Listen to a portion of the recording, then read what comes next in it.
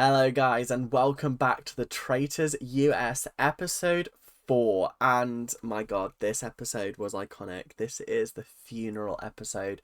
We're gonna find out who's getting closed in the casket, who was the victim of the traitor's poison, and will the faithful be able to work out who did them in?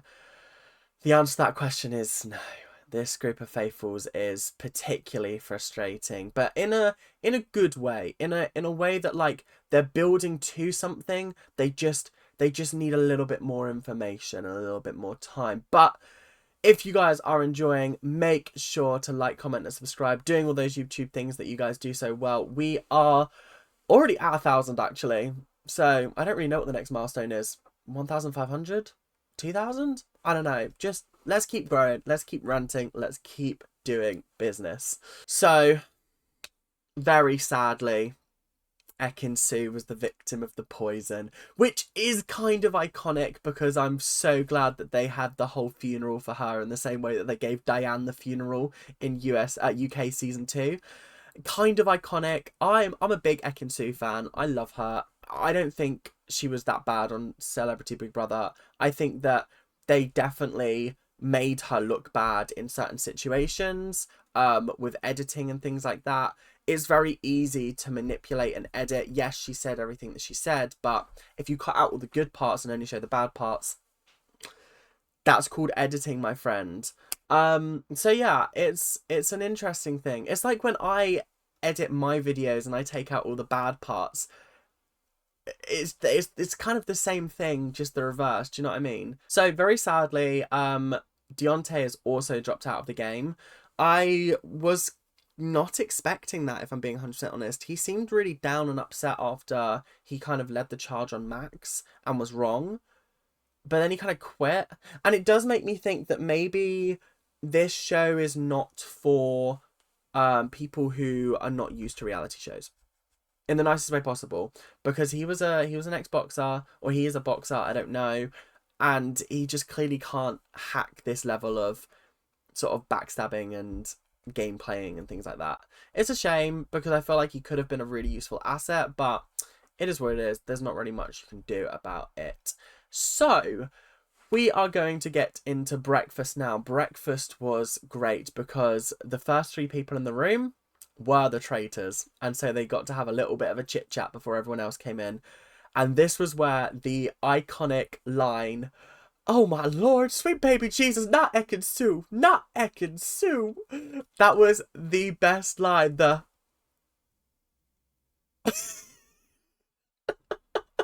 I was wetting myself. I've been seeing that quick clip and that quote for months and months and months now, and like I've known for a while that Ekin-Su was the person who got poisoned regardless. I knew that that was going to happen. I just knew it. But I seeing it in the actual context of the episode, the whole sort of it's brilliant.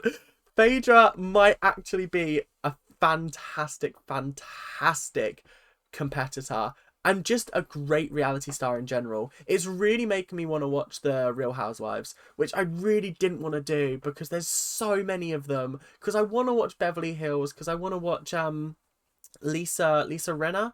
Lisa Rinna, is that her name? I think it is. I also want to watch Atlanta for Phaedra.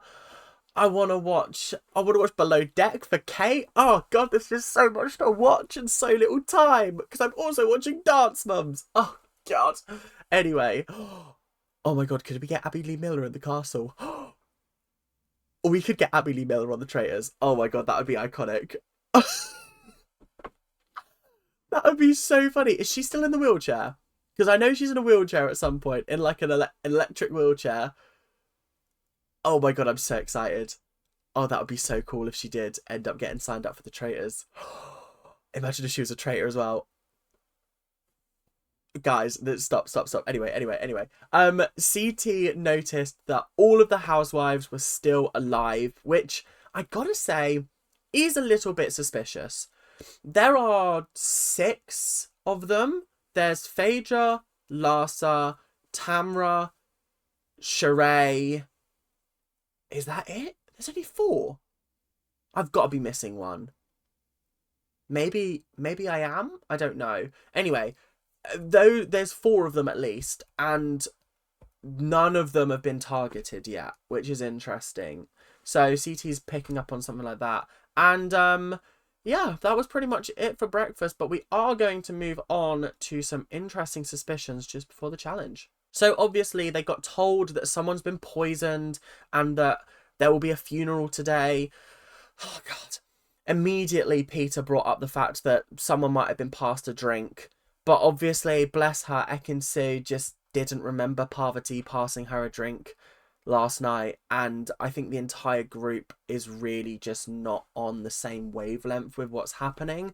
They really just didn't get it. Sadly, they weren't as good as the UK2 lot. The UK2 lot worked it out very quickly, or maybe they didn't. I think Diane did. I think Diane knew that she did, because obviously she was passed a drink from Miles, and Evie was passed a drink from... Oh god, who did Evie get a drink passed from? I can't remember off the top of my head, but Paul obviously whipped that up in order to get Miles out, which, fair and valid, it is what it is. But this group of faithfuls really just didn't get it, and it is what it is. Not really much you can do. Larsa is completely trusting the housewives, and Tamra is quite sus on Kevin for no other reason than he's just annoying, which I find really funny. Then you had Janelle and Trishelle, who, oh god, those two.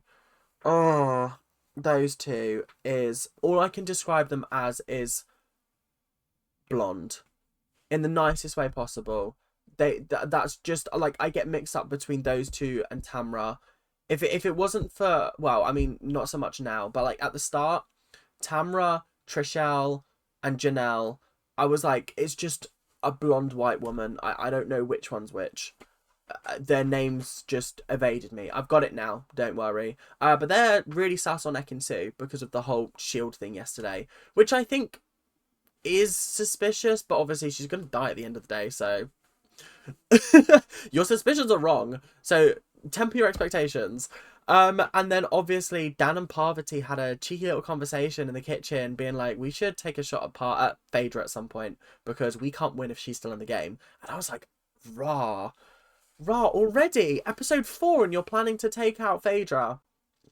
I don't feel like that's gonna go down well with the group. Yeah, that's not gonna happen at all. So the challenge.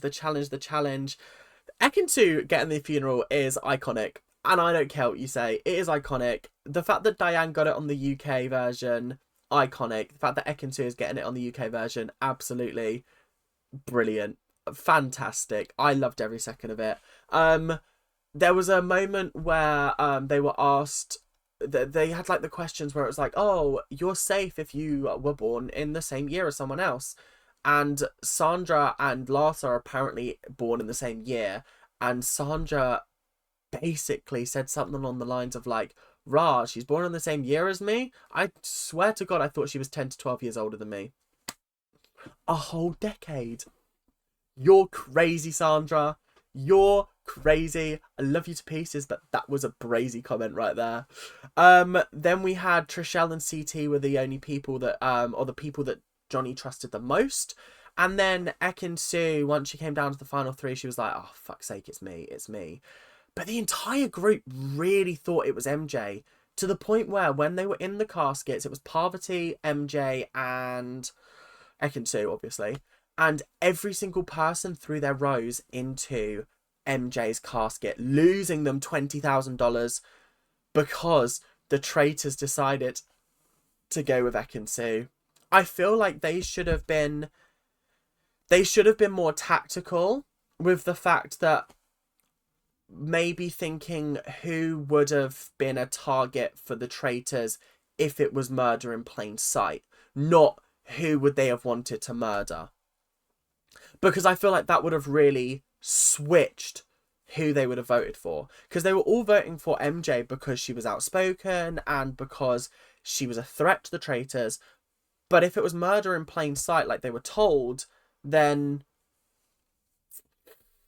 Were they told it was murder in plain sight? I'm sure they were. Sure they should have worked this out.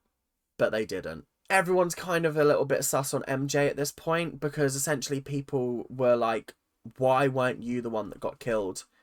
Are you a traitor? Is that why you weren't killed?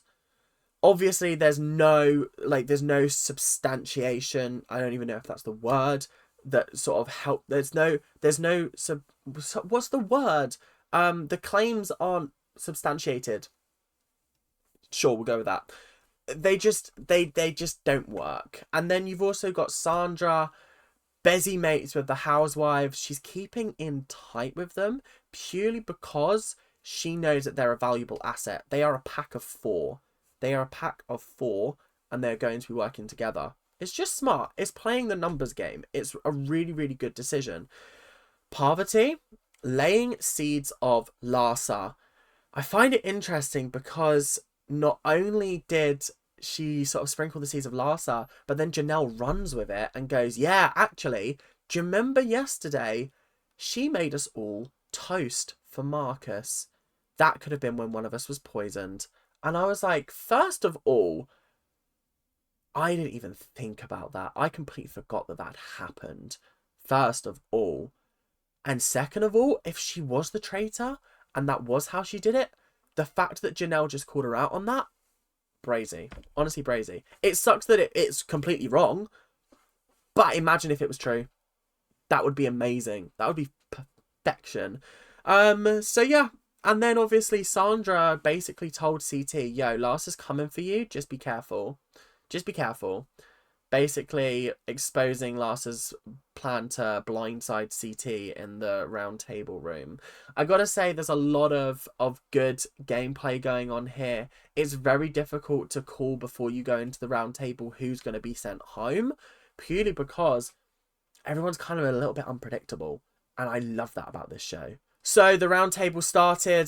Janelle immediately brought up the toast, and I was like, huh, she's going to pin this really, really hard on Larsa. But then Larsa just came at Janelle and was attacking her, and it just felt vindictive and nasty. Like, I don't know whether this is what Larsa's like in real life or whether it's just what this game has made her, but she was really not very nice in this instance.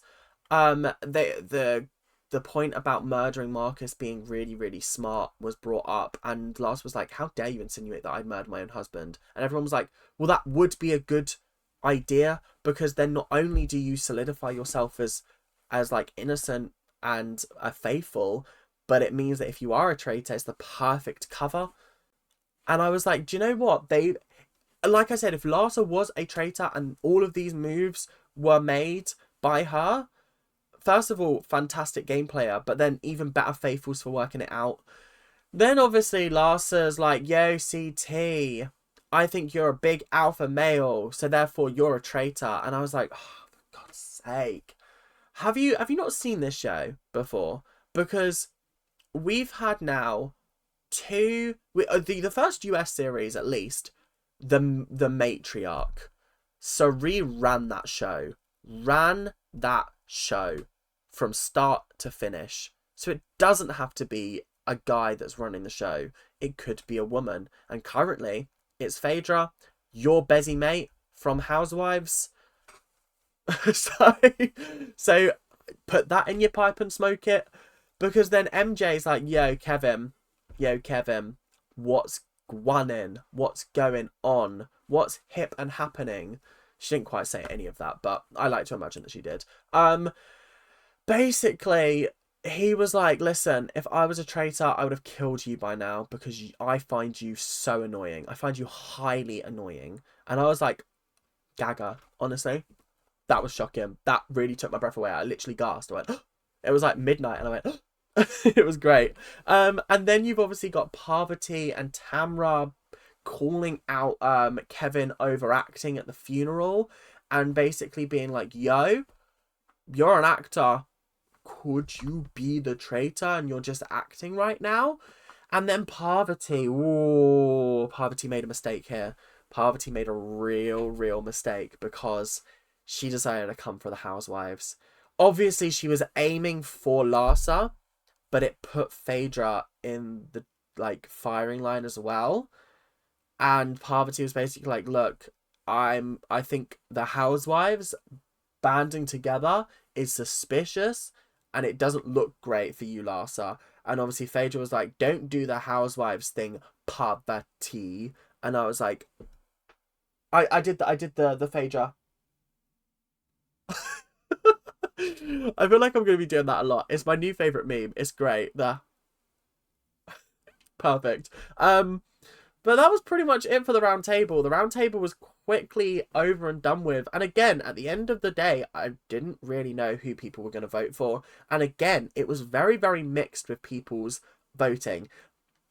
Aside from the first episode, the voting has been really sporadic and chaotic this series. There's no rhyme and reason to... No one's jumping on votes. No one's banding together. It's not UK season 1 where, oh, I'm just going to go with the group, which is boring. Vote for who you think it is, and that's what I like about this series. So, voting time. Dan voted for Larsa. Tamra voted for Kevin. CT voted for Larsa. Sheree voted for John. Bergie voted for Larsa. MJ voted for Kevin. Phaedra voted for Kevin. Sandra voted for Larsa. Peter voted for MJ. John voted for Kevin. Janelle voted for Larsa. Larsa voted for CT.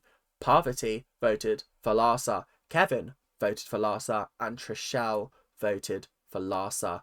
Which means that Larsa is unfortunately the next person to be banished. I gotta say, I won't miss her. She was a little bit loud. She was a little bit obnoxious. And I found her very distasteful at times. I didn't enjoy her presence on the show. I have to be 100% honest. There's not really another person that rubbed me up the wrong way like her. I'd say like Janelle is doing a good job of riding the line between annoying and like entertaining. But Larsa was just like the way she attacked Janelle for bringing up her name was just uncalled for and not very nice. So I will not be missing her personally, but it is what it is. That is all we've got time for today. The only other thing that really happened in this episode was the start of a conversation that happened at that's gonna continue at the start of next episode, where Phaedra is basically like, Papa T, you better buck your ideas up. What was that? What was that? But more on that in the next episode. So thank you guys very, very much for watching. I hope you guys have enjoyed. And make sure to like, comment, and subscribe, doing all those YouTube things that you guys do so well. We will be back for another episode soon, so make sure you stay tuned. And if you guys are enjoying the content, make sure to subscribe. And I'll see you guys later. Keep on ranting. Bye now.